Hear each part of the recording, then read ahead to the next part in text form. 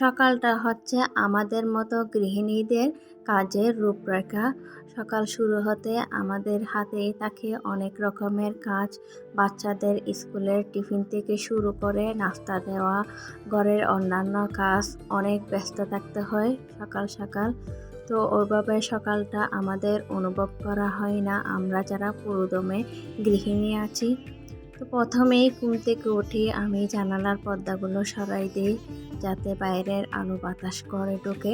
তারপর আমি গাছগুলোকে একটু দেখে আসি।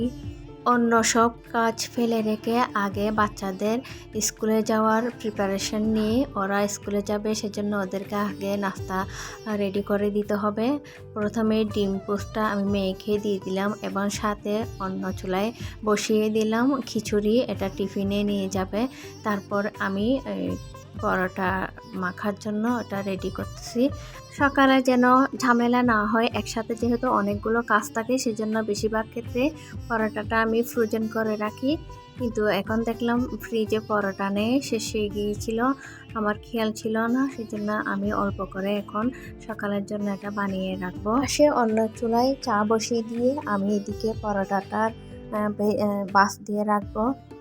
এর মধ্যেই দেখলাম গত সপ্তাহে প্রায় সবারই সেট আপটা চলে আসছে, আলহামদুলিল্লাহ আমারও আসছে।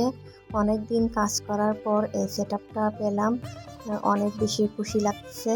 আসলে যারা অনেক কষ্ট করে সংসারের কাজ করে তারপরে পেজে সময় দেয়, এভাবে সফলতা পেলে সবারই ভালো লাগে। আলহামদুলিল্লাহ আমারও অনেক বেশি ভালো লেগেছিল। কোনো কিছু ইনকাম করি বা না করি, কিন্তু এই পেজটা ভালোবেসেই করা, সংসারের পাশাপাশি এই পেজে সময় দেওয়া, সব কিছু মিলিয়ে শখের পেজটা যদি সফলতার ধারে এগিয়ে যায় তাহলে সবারই ভালো লাগবে। অনেক আপুদের যাদের সেট আপ আসে নাই তাদের অনেক বেশি মন খারাপ। তো আমি বলবো মন খারাপ করার কিছু নেই।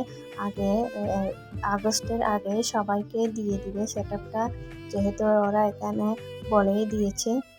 কথা বলতে বলতে আমার চা বানানোটা হয়ে গিয়েছে, সবার নাস্তা খাওয়া শেষ, এখন আমার পালা। সকালের নাস্তার পর্ব শেষ করে আমি এখন সোজা চলে যাব কিচেনে। তো এখানে আমি রান্না করলাম চিংড়ি মাছ দিয়ে কচুরলতি, এটা অনেক বেশি ভালো হয়, অনেক স্বাদের হয়। তারপরে পাশের চুলায় আমি ডাল রান্না বসিয়ে দিলাম, এখানে লতিগুলো দিয়ে দিলাম, লতিগুলো দিয়ে একটু নাড়াচাড়া করতে হবে, একদম পানি ছাড়া। এটা শুধুমাত্র তেলের মধ্যে ভাজা করলে অনেক বেশি স্বাদ হয়।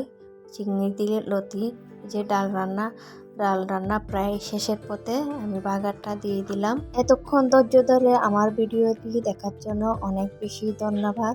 তো কেমন লেগেছে আমার ভিডিওটি? ভালো লেগে থাকলে একটা লাইক, কমেন্ট, শেয়ার দিয়ে পাশে থাকুন।